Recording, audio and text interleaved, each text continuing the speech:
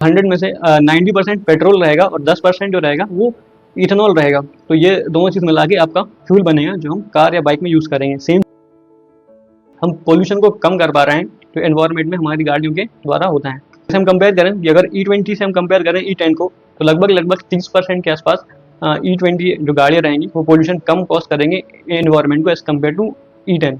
अगर हम E10 की बात करें, अगर हम 10% इथेनॉल मिक्स कर रहे हैं पेट्रोल में, तो 3 रुपये पर लीटर, और अगर हम E20 यूज़ कर रहे हैं, 20% इथेनॉल मिक्स कर रहे हैं, तो उसमें लगभग 8 रुपये पर लीटर की कॉस्ट कम हो सकती है।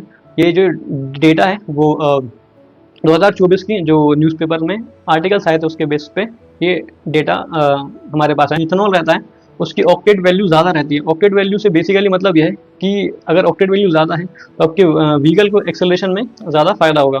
जिसका एक्सेलरेशन भले ही ज़्यादा हो इस फ्यूल का, पर जो पावर है वो 33% कम है। तो इस वजह से क्या होता है कि गाड़ियों का माइलेज में हम सिग्निफिकेंट ड्रॉप देख पाते हैं। उसके बाद हम बात करें जो इथेनॉल है उसकी प्रॉपर्टी है हाइग्रोस्कोपिक प्रॉपर्टी। हाइग्रोस्कोपिक जो कंपाउंड्स होते हैं या जो मॉलिक्यूल रहते हैं वो क्या करते हैं कि हवा में से जो मॉइस्चर है उसे एब्जॉर्ब कर लेते हैं।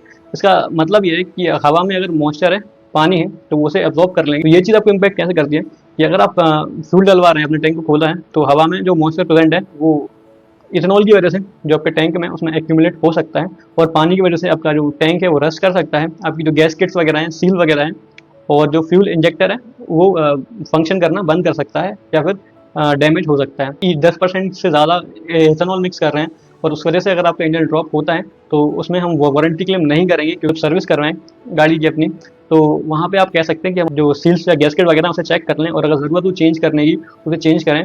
और दूसरी चीज़ जो प्रैक्टिकल आप कर सकते हैं वो चीज़ है कि अपने कार या बाइक में आप फ्यूल स्टेबलाइज़र या एडिटिव ऐड करिए टाइम टाइम पे। ये चीज़ करती क्या है कि मॉइस्चर को एक्यूमुलेट नहीं होने देती, रस्टिंग से प्रिवेंट करती है आपके टैंक को, और काफ़ी हद तक आपकी गाड़ी को प्रोटेक्ट करती है।